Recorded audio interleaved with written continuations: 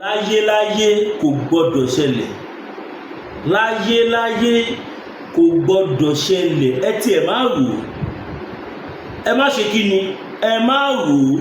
Àwa kọ́ la bà ti yín jẹ́ o, àwa kọ́ la bà ti yín jẹ́. Ẹ má dán wò. Kí lẹ fi ṣeré yìí? Ẹ sọ àwọn sínú gbọ́ ẹni ẹ fẹ́ mẹ́ja, ẹja ń gbórí ilẹ̀ dáa abẹ́ ń kú lọ ni. Láyéláyé kò gbọdọ̀, ẹ má dán wò. Ọmọ Yorùbá, this is a very serious issue. Ó ti pẹ́ tí mo ti máa ń tẹnu mọ́rọ̀ yìí, ṣùgbọ́n ó ní àwọn formation kan tó kàn wá lára lẹ́nìí with video evidence tó jẹ́ wípé a gbọ́dọ̀ bẹ̀rẹ̀ sí ní share fídíò yìí kó lọ káàkiri gbogbo àgbáláyé, nítorí wípé gbogbo ọmọ Yorùbá ẹ súnmọ́ bí kí ẹ wá gbọ́ àṣírí àwọn Fúlàní tó tú. I'm talking with video evidence. Bí mo ṣe bá yín sọ̀rọ̀ yìí, àwọn olórí burúkú tí wọ́n pera wọn ní Fúlàní, àwọn ọmọ Abdulsalam and co, wọ́n ti bẹ̀rẹ̀ sí ní yarí fún bàbá Tinubu nísìn pé wọ́n gbọ́dọ̀ gbé Chief Sunday Igboho. Kò gbọ́dọ̀ ṣẹlẹ̀. Ẹ má dán wò, ẹ má ṣe kí ni, ẹ má dán wò. Tó bá ń tì yẹn má tìra yín. Ẹ yá wulẹ̀ pa gbogbo ọmọ Yorùbá ní, torí adogun adọ̀tẹ̀. Gbogbo ẹnu ni mo fi sọ, self-determination is not a crime. Tí olóyè Sunday Igboho bá dìde tó bá ní àwọn ọmọ Yorùbá ìyàtà jẹ́ tó, ó tó bẹ́ẹ̀ ó jù bẹ́ẹ̀ lọ. Tó bá ní kẹ́yẹ́ pa wá mọ́, ṣé wọ́n lẹ́tọ̀ọ́ àti defend àwọn ẹbí wọn ni? Ẹbí wọn ni wà. Kí lẹ fi ṣeré yìí? Ó di afẹ̀míṣòfò mélòó lẹ́yìn olórí burúkú tẹ̀ pé ayé ní Fúlàní lẹ ti fìjọ́ kan mú tẹ wọ́n lẹ́wọ̀n àbí tí wọ́n prosecute ẹ̀ ní ṣoríire. Ẹjọ́ yín kọ́ o, ẹjọ́ yín kọ́. Òjò tó rọ̀ ló kẹyẹlé pọ̀ mẹ́dìyẹ. Tí ó bá ṣe bẹ́ẹ̀, irú yẹn wẹ̀wẹ̀ ẹ̀ ní ṣoríire. Ẹ̀yin sọ̀rọ̀ bí tọmọ Yorùbá ti ń sọ̀rọ̀, ọmọ Yorùbá ń sọ̀rọ̀, ẹ̀yin náà ń sọ̀rọ̀. Ó mà ṣe o, ó mà ṣe o. Ẹ̀yin èèyàn wa, àbẹ́ẹ̀rí kó mà ṣe o. Fúlàní lásán. Kábíyèsí Elédùmarè. Mo máa play clip yẹn fún yín sí ẹ máa gbọ́. Ṣé Chief Sunday Igboho ló bà ti yín jẹ́ ni? Wọ́n ti mú Nnamdi Kanu o, wọ́n gbọ́dọ̀ mú Chief Sunday Igboho. Wọ́n ti mú Simon Ekpa, wọ́n gbọ́dọ̀ mú Chief Sunday Igboho. Ṣé nǹkan táwọn mẹ́ta ń ṣe ṣó papọ̀ ni? Ṣó papọ̀ ni? Ọmọlúàbí ni wá o, but torí pàjọ́ ọmọlúàbí kò mean pé adapt, kò mean pé a ò mọ ohun tá à ń ṣe. All what we are doing is in line with the Constitution of the Federal Republic of Nigeria. What we are practicing is pure, peaceful self-determination. Nigeria is a signature to self-determination. Òun dẹ̀ ni bàbá mi, bàbá wa dáadáa, emeritus merited intelligent Professor Adebanji Akintoye, alongside our father, our commander, Generalissimo, Chief Dr. Distinguished Sunday Adeniyi Adeyemo Igboho Òòṣà. Bàbá Dami, ẹkùn ọkọ Fúlàní, àjànàkú kọjá mo rí nǹkan fìrí tàbá rí nǹkan ní àárín. Ẹ mú ẹkì ẹwọn bí ó ẹ̀kọ́ ẹ̀gbọ́n tó sọ ni wọ́n ní ládé Aláàfin ò ládé, adé aládìkún la gbà fáláàfin. Ọjọ́ ti pẹ́ tí ìran bàbá wa olóyè Sunday Igboho tí wọ́n ti ń ṣètò ọmọ Yorùbá bọ̀. Kéèyàn owó òṣùṣù kó jagun gbadé, kó mọ̀ wá dé sórí ara ẹ̀, kó wá gbé fẹ́ lómi, ó wò pé ẹ̀yin máa jọba. Just like nǹkan tó ń ṣẹlẹ̀ nísìnyí, gbogbo ayé ló mọ̀ wípé Chief Sunday Igboho is a multi-billionaire. Ẹ̀ ní ṣoríire kọ́ mú Chief Sunday Igboho. Kò máa sí ohun tí ẹ̀yọ́ mọ̀ àlù yóò pera yín o. ẹ gbà mí kọ́ mú olóyè Sunday Igboho. Ẹ̀yin ayé ẹ̀yin èèyàn wa ẹ bẹ̀rẹ̀ sí ní kọ sí comment section wípé Chief Sunday Igboho is not a criminal. Ó níbi tí fídíò yìí lọ o, trust me. Chief Sunday Igboho is not a criminal. Chief Sunday Igboho is not adalu. Olóyè Sunday Igboho kì í ṣe afipábánilò. Olóyè Sunday Igboho kì í ṣe adẹ́mi ẹni légbodò. Olóyè Sunday Igboho kì í ṣe àdàlú, is our representative. Ẹ bẹ̀rẹ̀ sí ní kọ́ síbẹ̀.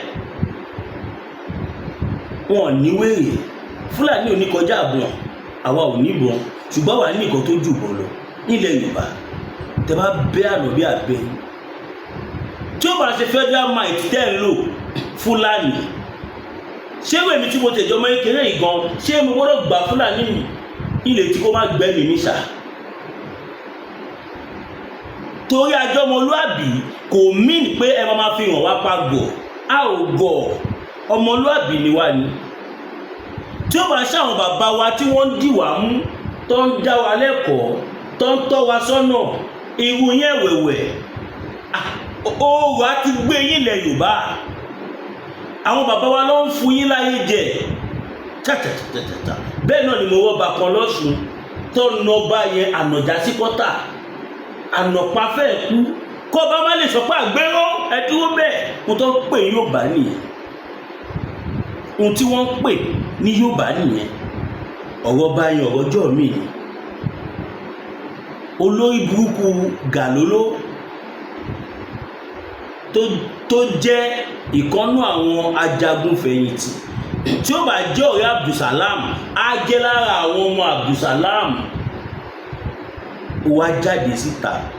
Ó ti pẹ́ tó ti ń tírẹ̀tì Tinubu nítorí pé Tinubu ò gbé Chief Sunday Igboho. Olórí burúkú àwọn Fúlàní wọ́n wá fẹ́ da gbogbo ẹ̀ ní Yorùbá nation lórí ẹ̀ ní ṣoríire. Tẹ bá bígba ọmọ ẹ̀ ní jèrè, èmi ló sọ bẹ́ẹ̀. Látòrí ọmọdé àtàgbàlagbà ní ìyọ́ anybody yìí kúrò. Torí gbogbo ẹ̀yin tẹ́ ń pera yín ní Fúlàní kàbá ẹ̀kọ́ lórí burúkú ni ẹ̀ kì í ṣe ẹni tó jẹ kó wà láàrin èèyàn.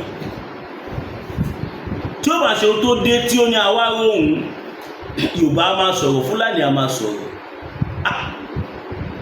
Kò ní ṣẹlẹ̀. Ṣùgbọ́n àwọn bàbá wa àwọn ló fa ohun tó ṣẹlẹ̀. Tí ó bá ń ṣàwọn bàbá wa tó ń gbàgbàkúgbà tí wọ́n ní ká máa wò yín, á ti lé yín padà sílùú yín tí kankan ò rẹ̀ ní tẹ̀yìn ẹ̀ yọ. Mo fi Ọlọ́run búra fún yín, á ti lé yín padà sílùú yín. Nígbà tí bá yín dàbí ẹni tì wọ́ọ́rọ́wọ́ ni ó yá àfira kàn ọ̀dẹ̀ bí aláìyá yín ga ẹ máa lọ, ẹ padà sí lé yín. Ọbẹ̀ dùtọ̀ Adamu wa ń bùlà ìwù yín lẹ́nu ẹ̀yin Fúlàní kọ́mọlóyè Sunday Igboho.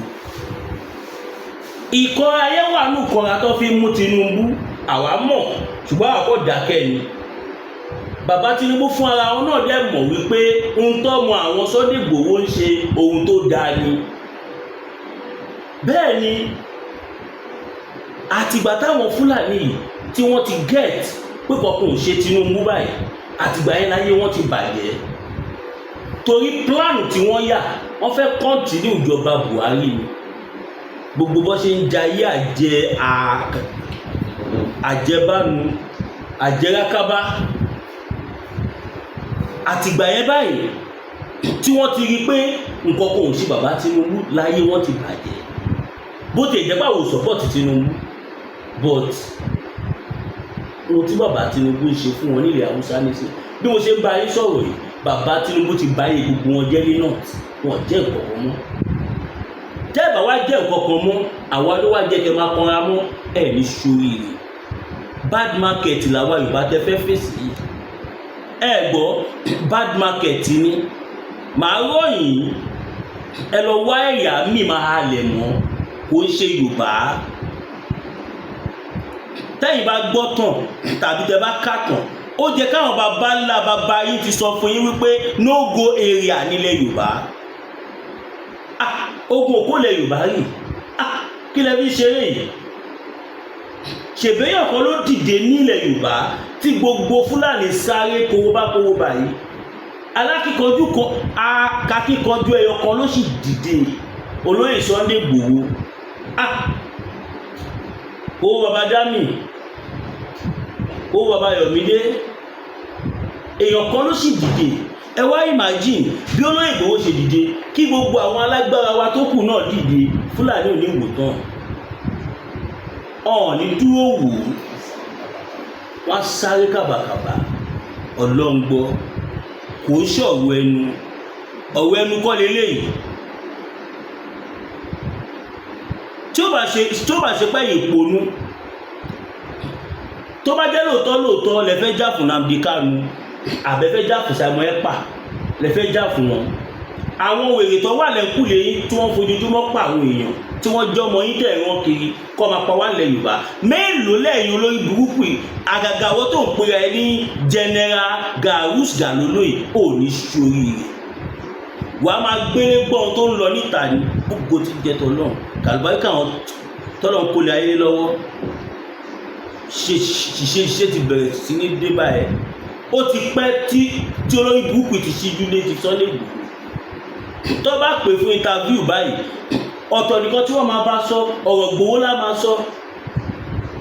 Ẹ mọ̀ kí nìyẹn ó pẹ́pẹ́ wọn wá rí kankan ṣe sí. Ọmọ pé tó lóyè Sunday Igboho bá wà nílé, tí bí olóyè Sunday Igboho ṣe ní òmìnira yìí, nǹkan méjì ni wọ́n ń rò. Alákọ̀ọ́kọ́, kò ní easy láti gbéwu Tinubu látẹ̀yìn. Bá kọ tí mo sọ ìyá àti bàbá mi kò yé yín sà, kò yé yín mà. Ọmọ pé tí olóyè Sunday Igboho bá wà ní freedom world, àwọn Fúlàní àjẹ́ndà wọn ò lè ṣẹlẹ̀ láéláé tí oníkálùkù àfi bá tiẹ̀ lọ. Wọ́n dẹ̀ mọ̀ wípé tólóyè Igboho bá wà ní freedom world, ogun ò ṣe kó jalè Yorùbá. Òun ló ṣe ń dùn mí fáwọn kan tó ń fún àwọn èèyàn lọ́rọ̀ sọ. Àwọn Fúlàní bẹ̀rù olóyè Igboho bí ìṣọ̀kan. Ọmọ pé jagunjagun yàtọ̀ sí jagunjagun làwọn Fúlàní. Wọn ò lógun Ìbàdàn, wọn náà lógun l'Ékòó. Irú yẹn wẹ̀wẹ̀. Gbogbo ayé lórí náà, gbogbo ayé lórí nígbà tí Sàlíù Gàngàn tó pera ẹ̀ nìkan tí ó tò. Olúwa mi ò bá já pátá náà, olúwa mi lọ kí. Wọ́n fẹ́ jẹ́ kó mọ̀ wípé n tó ń ṣe à ń rí o níwájú Ọlọ́run àtèèyàn. Olúwa mi fẹ́ lọ kìlọ̀ fún jọ́ yẹn ni. Ó bá jà gan bolẹ̀ gbàgbàgbàgbàgbàgbà. Báwọn ọmọ ẹ̀ ṣe ń yìn bẹ́ẹ̀ làwọn ọmọ ṣe ń yìn wọn. Tolúwa mi jẹ́ ìgbà lọ́wọ́ wọn lẹ́yọ kọ̀ọ̀kan. Fúlàní ò ní kọjá àbọ̀. Nǹkan yòókù tí wọ́n ń lù federal power ló ń lù. Fúlàní agenda yìí ó jẹ́ ohun tó wà lórí ọkàn gbogbo àwọn Fúlàní. Gbogbo àwọn Fútajá lọ́nì sí wọn. Gbogbo àwọn Fútajá lọ wọn ni wọ́n ti sọ fáwọn ọmọ wọn pé ẹ lọ sí Nàìjíríà tó lọ máa dá lé Yorùbá láàmú. Torí bẹ́ẹ̀ ni next settlement àwọn. Bẹ́ẹ̀ ni torí oríṣiríṣi nǹkan ni wọ́n ti ṣe tí wọ́n jẹ́ lọ́nà. Táìmù kan wà tí àwọn tí wọ́n jágbàgbà wọn, a gbọ́ pé wọ́n fún wọn lọ́dà pé àwọn bá wọn ní kẹ́kọ̀ọ́ bẹ̀rẹ̀ sí ní pa. Àwọn Yorùbá respect àwọn bá wọn gan. Tẹ́ bá ti pa àwọn bá wọn, kò ní sẹ́ni tí ó máa fẹ́ síwájú wọn. Pé torí àwọn Yorùbá láìkí kí àwọn bá síwájú àwọn ní kó pa ọgbà àwọn bá yẹn. Bí wọ́n sì gbà yẹn lọ́ fi lọ pa ọba Èkìtì. Tó pa ọba méjì ní Ìfọ̀ náà fọ̀ṣù. Wọ́n sọ láti Kogi, wọ́n kọ bá ń bẹ̀ náà, wọ́n pa ọba kàkà. The moment tí olóyè Sunday Igboho sọ̀rọ̀ síta lórí àwọn ọba tó pa yẹn báyìí, ìwé àfẹ́ gbó. Gbogbo àwọn Fúlàní bẹ̀rẹ̀ sí ní di ẹrù. Wọ́n sá kúrò gbogbo di ó lọ fi Èkìtì, Kogi àtàwọn tó ti ṣẹ́ bí ẹ̀. Tó mọ̀ pé tí olóyè Sunday Igboho bá àwọn bẹ̀ wọ́n fáwọn lé ìjọba lọ́wọ́. Torí olóyè Sunday Igboho kì í take action to hand. tẹ bá dẹ̀ wò dáadáa láti ìgbà tá a ti ń ṣe nǹkan tá à ń ṣe kò tí ì síjọ́ tí ṣe Sunday Igboho bóyá tẹ máa ní ẹ rádà lọ́wọ́ wọn tàbí ẹ rí kinní kan lọ́wọ́ wọn. olúwa mi kúrò nu ẹni tá a máa fìbọn jagun lọ́ọ́ má jì. olúwa mi ò ṣe táùtù, ọlọ́run ló dá wọn bẹ́ẹ̀.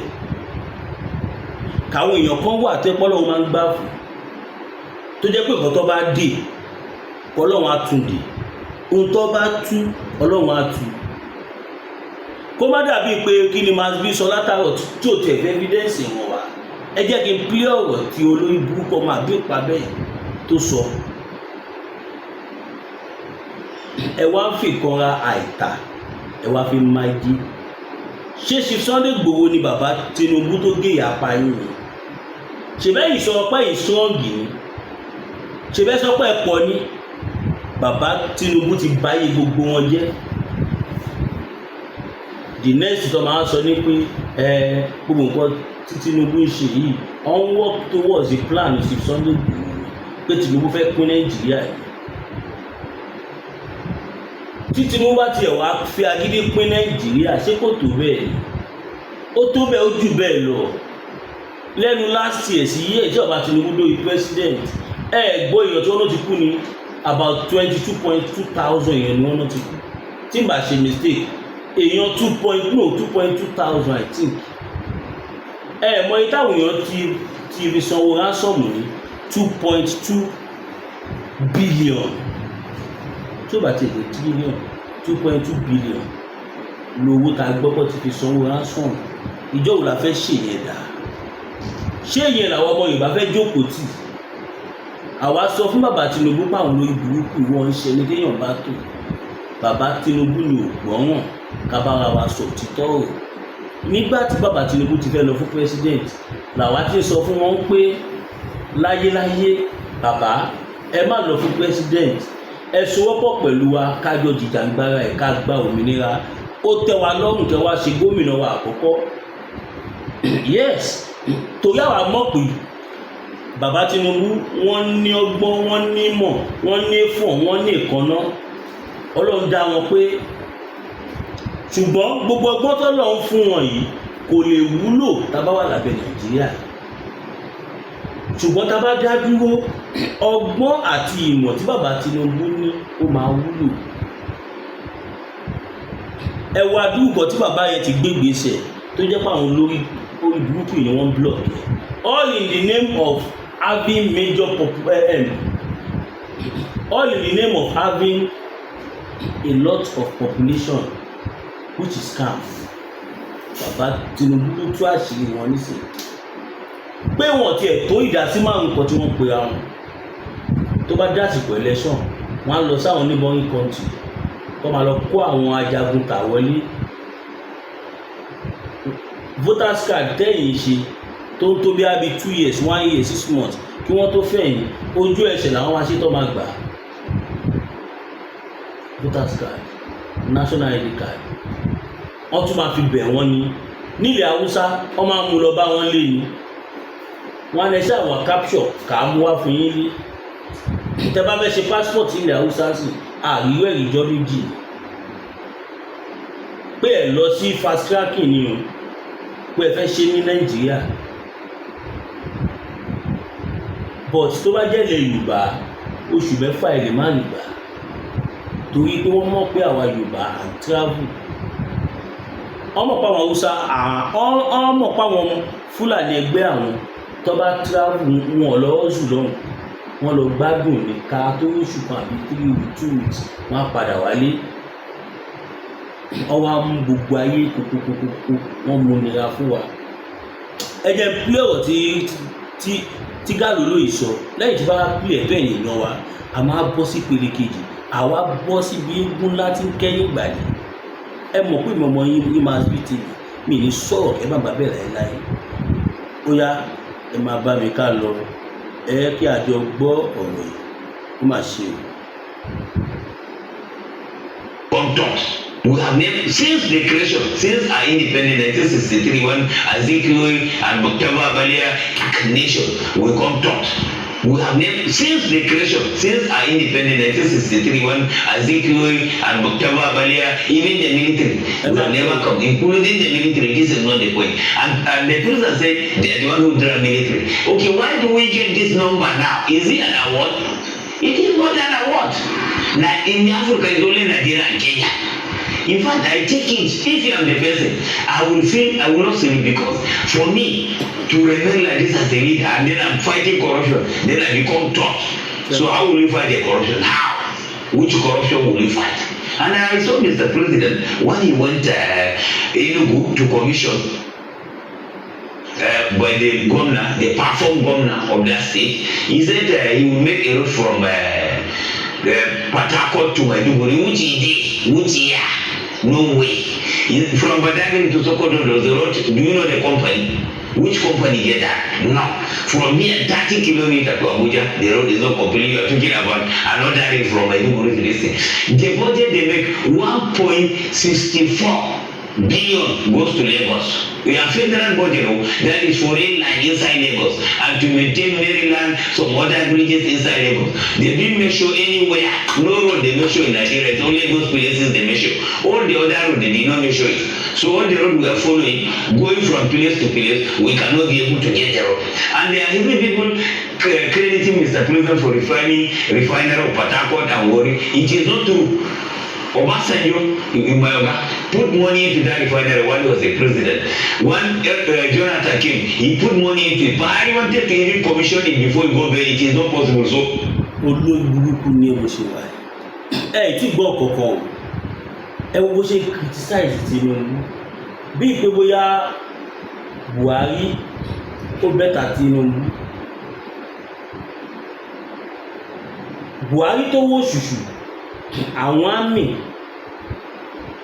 wọ́n mú àwọn terrorists tó pọ̀ gan thousands allegedly a dẹ̀ gbọ́ pé a rí lórí pépà kárí lẹ́bùrú ẹ̀ ó sọ wọ́n di repentant Boko Haram ó kó lára wọn a gbọ́ pé kò síbẹ̀ allegedly don't quote me a gbọ́ pé àwọn Fúlàní wọ́n dẹ̀ kó lórí burúkú Buhari ó kó lára wọn a gbọ́ pé allegedly ó kó sínú army ó kó lára wọn sínú DSS ó kó lára wọn sínú Nigerian Police Force sínú custom immigration fídíò kan tiẹ̀ wá gbà kan lára wọn tó sọ di ọ̀gá custom tó kó ráàkì sí lápá tó ń pe right tó ń lọ left tó ń pe left tó ń lọ right tó ń pe front tó ń lọ back tó ń pe back tó ń lọ front tó ṣó pé kò tiẹ̀ ní idea kankan nípa iṣẹ́ yẹn just because wọ́n fẹ́ jẹ́ kí àwọn èèyàn wọn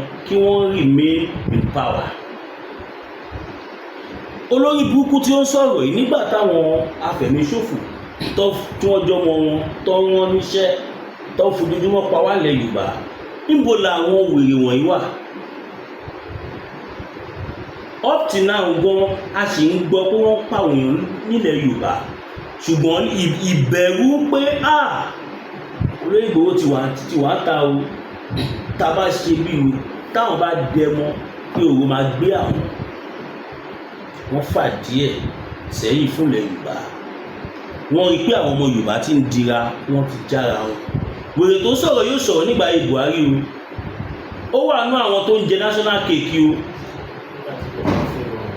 nígbà tí ìjọba ń favour wọn nísìnyí báyìí bàbá Tinubu wá ń gbìyànjú àti ṣe nǹkan tó tọ́ gbogbo yín fẹ́ pa bàbá yẹn dànù yá èmi mọ̀ pé tó bá yá àwa ọkọ ọmọ Yorùbá a sì máa bẹ̀rẹ̀ ikú tó pa Lágbájá lọ́wọ́ ẹ̀yin Fúlàní ẹ lọ kọ sílẹ̀ ẹ ní sórí Chief of Armed Staff kò sọ ọmọ Yorùbá tó bọ́ sí position yẹn rí mi ìṣeré o gbogbo àwọn tí wọ́n ti bọ́ sí tọ́nà ọmọ Yorùbá ni wọ́n ń sọ ọmọ Yorùbá Chief of Armed Staff ọmọ Yorùbá lákọ̀ọ́kọ́ tó máa bọ́ sí díẹ̀ ọ̀hún jẹ́ kó rí kọ̀ọ̀kan ṣe wọ́n fún yẹn ní instruction má ṣe báyìí fi àwọn ilé ilẹ̀ gẹ́gẹ́ bá ṣe gbọ́ àwọn ilé ilẹ̀ má pa wọ́n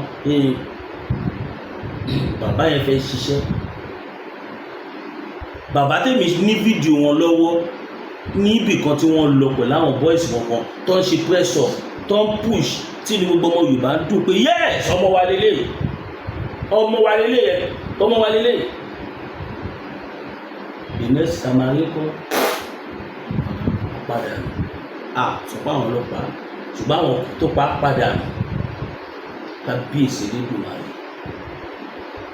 àwọn Fúlàní wọ́n ṣe débi pé wọ́n jẹ́ gbogbo wẹ́pọ̀tì Nàìjíríà níláyé yìí wọ́n mọ̀mọ́ jẹ́ kó wà nílẹ̀ Haúsá gbogbo headquarter security Abuja ló wà headquarter Navy Air Force sójà gbogbo headquarter company and all parastatals Abuja ló wà normal ibi tómi bá wà ló jẹ́ kí headquarter Navy wà which is ilẹ̀ Yorùbá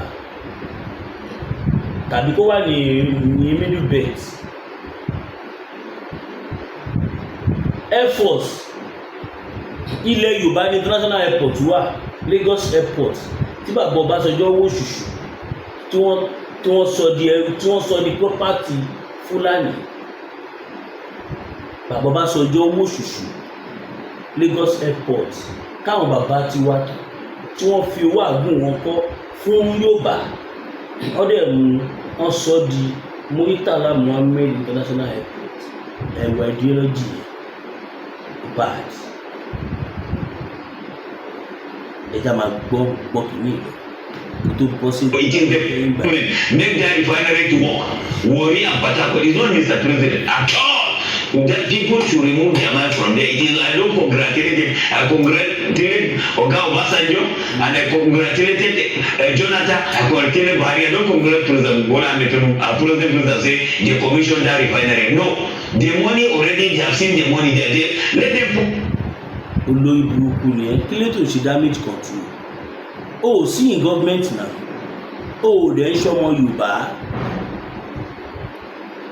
àbúwèrè ni ọ̀gbẹ́ni ó ní ẹ̀hàn Ọbásanjọ́ ló kó owó tọ́bi ṣe ìfàlàyé tó ń ṣẹlẹ̀ kíní kan pẹ̀lú kan ó tún fẹ́ dọ́gbọ́n dájà lẹ̀ láàrin Ọbásanjọ́ àti Tinubu àwa ọmọ Yorùbá ojú wa ti là gbogbo scope tẹ máa ń lò tẹfi máa ń kẹ̀yìn wa síra wa gbogbo ẹ̀ láti mú lè kọ́ kà wá mú. Nobody the money they say inside when he was the president. How? They wanted to commission it, so it's just a project. It's just like Dari land from here to Abuja. Dari land was built by Jonathan, but it's commissioned by. So that is the credit. Built by Jonathan, destroyed by Fulani. Mọ ìgbà tí wọ́n ju bọ́ọ̀bù sí ya tí wọ́n ju àdólóró sábẹ́ tírèènì tó fa tírèènì ìyàrá kẹ̀kẹ́ ṣé láwọn Fúlàní yẹ wọ́n yàtọ̀ sẹ́wọ̀n kú not all of them but most of them ẹranko ni wọ́n ní wọn kẹ lórí ìrun ṣèbí Islam lẹ́dọ́gbọ́n fi gbalẹ̀ Haúsá. We Yoruba people, we are exposed people. Ojú àwa ọmọ Yorùbá là àwa táwa nú studio ètò mẹ́wàá ìtì background wọn jẹ́ mùsùlùmí nu wọn they are more than 7 nínú àmẹ́wàá àdìbára wájà by birth I'm a Christian bó tiẹ̀ jẹ́ pé nísìnyí gbogbo tó bá fi ṣe tó dáradára àwa máa ń dá sí. Àwa ò gba wèrè mẹ́sìn no kí ẹja máa gbọ́dọ̀. Jonathan, that is how I do my things. And then look at what Sunday Agbo said on this 2025. He said they are not going back for Oduduwa, and they are patrolling. He was not arrested. Kò lórí burúkú ni àní ó lè ṣe kó má kọjá yìí. Tá fún wẹlé dókítà wọ́n ní Dr. Galolo political analyst. How can you be a retired army officer still be a political analyst? Ọpọlọ ń dùn ẹ dúró náà ṣé kò yẹ dókítà títí wá dipò ọ̀tọ̀ ni eléyìí tí ò lè dánú wò eléyìí tí ò mọ ohun tó ń sọ everyday ló máa ń jáde ló máa ń wo interview tó ń gàtì látàárọ̀ yìí kọ̀tọ̀nìkọ́tọ̀ bí o ohun tó tiẹ̀ bí òjò mọ́ gbòó rárá ó ní pé tọ́wọ́ ní ọdún tá a wà yìí Chief Sunday Igboho kọ́ fún kìnìkan gbogbo nǹkan tí Chief Sunday Igboho ń kọ́ fún they are legal things. Tá a bá sọ pé no going back ní Yorùbá nation ṣé ká máa parọ́ ni ìran Yorùbá kúrò nínú ìran tó máa ń pẹ́kúbẹ́kúbẹ́ ṣe nǹkan. Yorùbá máa ń ṣe nǹkan lásìrètì ni ṣọ́ láàrin adénímú ní pẹ́kọ̀ọ́ àìtódò tọ́sí ní kọ̀ǹkọ̀ díjú àkèrè díjú. Kábíyèsí olúwa mi Ìgbòho ṣà Ìgbòho mẹ́kùn ẹkùn tágìrì gbéra ẹ̀ níjà àkùkọ tó lé téńté aláàánú mẹ̀kúnnù bàbá tiwa ẹni tó lọ́run lò fún ilẹ̀ Yorùbá lọ́wọ́lọ́wọ́ mọ̀ pé bàbá Tinubu gan lè máa sọ síta wọ́n nífẹ̀ẹ́ olóyè Sunday Igboho tí wọ́n mọ̀ pé ohun tó yẹ káwọn bàbá wa tó kọjá lọ ti ṣe tí wọ́n ṣe. A dẹ̀ gbọ́ pé Putin president Russia ó gbé èrè kan jáde tó sọ fún wa pé Jésù ni pé Jesus is a black man. Who knows? Ta ló mọ̀ bóyá Jésù ló dé yìí tó wà in form of Ìgbòho? Kí ni ò lè possible? Nígbà tí Jésù wà láyé àwọn èèyàn ò kà á kùn. Nígbà tí Jésù ń kú ní gbogbo ayé tó tẹ́wọ́ gbà. Lágbára Ọlọ́run ọ̀rọ̀ bàbá tiwa ò ní rí bẹ́ẹ̀. Ọ̀rọ̀ òun ò ní dàbí Mósè tó ń kó àwọn èèyàn lọ sílé ìlérí tó wò lọ́ọ̀kan tí ó dé bẹ́ẹ̀. Tiwa ò ní rí bẹ́ẹ̀. Bàbá Akíntóyè olóyè Sunday Igboho gbogbo ti jẹ́ tọ́lọ́run ẹ̀yin lè máa kó wa nílẹ̀ yìí. Bẹ́ẹ̀ bá ṣe nínú àsíá báyìí làwa gbọ́n máa jó là máa sọ̀dí kẹ̀kẹ́ là. Ẹ lọ all over the world nísìn Yorùbá ló ṣe ẹrú ní gbogbo àgbáyé báyìí. Ọlọ́run dẹ̀ fún wa ní gbogbo nǹkan. Ohun tó wà lẹ́ẹ̀ tó pín ohun tó wà lẹ́ẹ̀ tó pín Niger tí àwọn ológun fi tipátipá gbàjọba uranium nìkan lọ ní àwa tún ní jù wọ́n lọ. Mọ resources ta ni a ní californium, a ní marble, a ní coal, a ní gold, a ní silver, a ní diamond.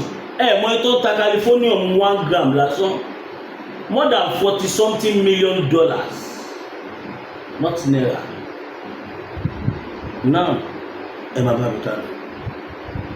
They arrested Bello Bodejo. They say that he has a water criminal. They arrested him, gave court order to detain for 60 days. They arrested Nnamdi Kanu, and Agbo is not arrested. Sunday Agbo is not arrested. And he went ahead and have a press conference in Ibadan. Hello, pẹ̀lú ẹ̀sán, ó kàwé. You are a disgrace to the school that gave you doctor. Ìtìjú ni. In short, disgrace ló jẹ́ fún gbogbo ilẹ̀ Haúsá. Ó jẹ́ káwọn bàbá ẹ̀ tó wọn iṣẹ́ ó jẹ́ kó máa di ojú báyìí kó máa kéde kó padà bá yé àwọn jẹ́. So self-determination has become a crime. Nígbà tó lọ́wọ́ tún máa mú àwọn wèrè yìí Buhari ló sign self-determination. Nígbà tó wà ní United Nations tí àwọn olùkọ́ pariwo pé àwọn fẹ́ lọ Buhari ó wà ní àwọn tó vote tó buwọ́lu self-determination. Kò mọ̀ pé Ọlọ́run sì máa padà ṣèkọ́ tó ń ṣẹlẹ̀. Kárí wọn sign self-determination ni gbogbo nǹkan tá à ń ṣe tí bí sì lọ́wọ́ máa kà sí. Gbàgbé fipá gbàjọba ṣùgbọ́n a dúpẹ́ lọ́wọ́ Ọlọ́run ọba aláṣepé lọ́lọ́run ẹja máa gbọ́ lọ. Nobody Ibadan saying no going back for Oduduwa. Why are security will not go and arrest him? And I congratulate our security, the armed forces and DSS also for making a move at least. We have a little security. Let them put more air force so that we can have security in Nigeria. We can travel to anywhere. But let Mr. President sit up and do the job so that we can get this result. Not to get another stop again in 2025. We don't pray for it. So that our road will be maintained. And this will give us this bad name of organization of criminal corruption written project cannot be able to put us in the top position again. Because if we don't take time, by 2026 we will take over again. Number one from the root. So we don't pray for this. We want Mr. President to work. My own amazing. But if it doesn't work, I talk. Because I don't need any appointment. I don't care what it is. And I don't care for death and arrest. I don't care for it. Because mostly this is not a democracy now in Nigeria. When you talk, they say arresting, prosecuting, they give you terrorists. I'm not a terrorist, I'm not a criminal, and I don't carry anybody money. And even the budget that they say, so general get CBU, they get money. What people are protesting yesterday, military were veteran protest yesterday in finance and they don't finance. Then where is the CBU that they say they give general? All those on a story. But people are calling congratulating, it's a story, nothing like a CBU or anything. It doesn't work, okay? People are protesting because they have not been paid a pension and you're expecting result. No result. So let Mr. President sit up and do a result. And let the security, if they are doing their job, they should not be sent to me, let them arrest on that one for shooting. Because that thing is a threat to the country and is a threat to unity of this country. For somebody to say no going back for their country or do, and he made people protest in London, and he had a press conference in Godiva, and why they don't arrest him? They didn't arrest him. During while he was arrested in London and he escaped. The former chief of minister will arrest him in Benin Republic. So why are we deceiving ourselves? If they cannot arrest on that, please, they should release Nnamdi also. Because, or release Bello Bolet also. Because which means we are fighting one side and we are not fighting what we are. Black nation will come. This point of yours proves to the whole world, I think this man has bipolar. I think this man needs a psychiatrical attention. I think so. Kódà kó láwọn ọpọlọ. Torí tí ó bá láwọn ọpọlọ, èèyàn tó ṣe self-determination, ó ò lè máa sọ pé kí pírẹ́sídẹ́ǹtì ni ẹni tó ní millions of èrò lẹ́yìn tó jẹ́ pé tó bá gbé lọ́nà tí ó tọ̀ gbogbo àwọn èèyàn máa tú jáde.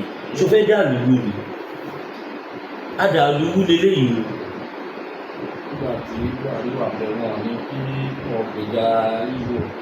Ìgbà tí Buhari wà ń bẹ̀ ẹ̀ ṣe gbèjà Ìgbò wọ́n tún fẹ́ ló gbọ́ dájà lẹ̀ láàrin Yorùbá àti Ìgbò ojú everybody ti là ẹ kó sì dànù táwọn yín ṣẹ́tẹ̀ ń wàásù tọ́ba dẹ̀ pé àwọn èèyàn ilé náà máa jáde pé péyàn lòun kábíyèsí olúwa kábíyèsí ọlọ́run lédòwà kábíyèsí gbòòrò ṣá tó bá jẹ́ pé ilẹ̀ Yorùbá ni bàbá ẹ̀ tó bá jẹ́ Yorùbá ni àwọn ọmọ ẹ̀ ti máa kọ́ lọ́mọ tàbí kí wọ́n ti pariwo lé kéyìn náà gbé dúdú tí àwọn ọmọ ẹ̀ kọ́ mú Sunday Igboho ṣé o ti ṣe Sunday Igboho ṣe ní Samuel Pàṣẹ ṣé o tí Olóyè Igboho ṣe ní Nnamdi Kanu ṣe ni èèyàn mélòó ni ṣe Sunday Igboho pa wọn ò pẹ́ anybody náà wọn ò tiẹ̀ bẹ́ anybody jà as a matter of fact peaceful rally ni à ń ṣe káàkiri ó mà ṣe so yẹn ni pé àti dókítọ̀ àti ti kúrúntù nílẹ̀ Haúsá bákan náà ni wọ́n kò sí yàtọ̀ kankan ó mà ṣe ẹwẹ́ ènìyàn wa a ò ní rí jù báyìí lọ. Once again, my name is Williams Olúwatósìn Ọmọkùnbí aka mass bearer for the bad leaders, aka mass gloria for the good leaders, aka alógún màṣíkà Oòduà gbéwà kó lè gbé ọ̀dàlẹ̀. Ẹ má gbàgbé ẹ like ẹ comment ẹ subscribe ẹ tọ notification bell yín ẹ share fún gbogbo àwọn loved ones yín so that tẹ bá lè ti subscribe ẹ tọ notification bell so that bàbá ṣe ń jùlẹ̀ ẹ̀yin lẹ́ẹ̀kọ̀ọ̀kan máa rí fún ẹ̀yin tẹ bá wá ní information tàbí ẹni kọ̀ọ̀kan tẹ fẹ́ jẹ́ kétí wá di sí tẹ fẹ́ jẹ́ agbọ́ ẹ pè mí sórí +229 57 74 79 70 +229 57 74 79 70 Oòduà gbéwà kò ní gbé ọ̀dàlẹ̀.